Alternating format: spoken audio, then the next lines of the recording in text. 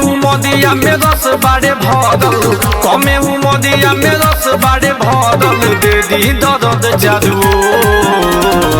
ए सैया तनी माजा तुमार, ए राजा तनी माजा तुमार, धके कमदिया मोर। ए राजा तनी माजा तुमार, धके कमदिया मोर, धके कमदिया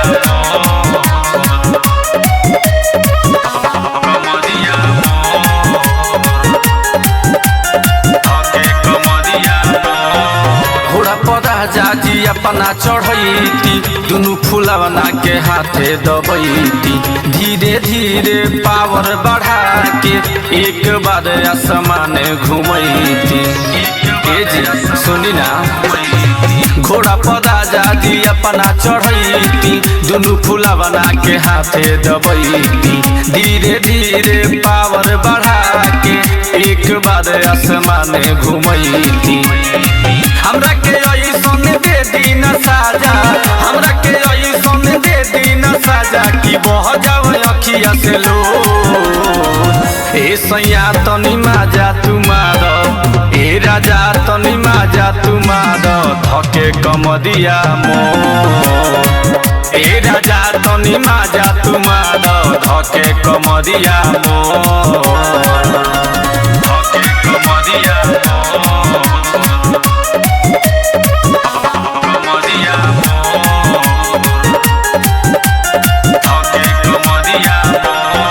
राजा जी आई तनी लगे अब साथी, हमारा संगे रउआ रात भर खटी, राजन शंकर नहीं होता बददास जी, राइटर लड्डू जनी बतिया पलटी। ए जी सुनतानी राजा जी आई तनी लगे अब साथी, हमारा संगे रउआ रात भर खटी, दया दीवाना नहीं होता बददास जी, राइटर लड्डू जनी बतिया पलटी।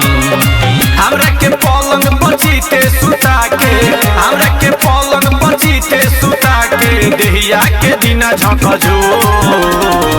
ए सैया तनी माजा तुमार, ए राजा तनी माजा तुमार, धके कमदिया मोर। ए राजा तनी माजा तुमार, धके कमदिया मोर। Presented by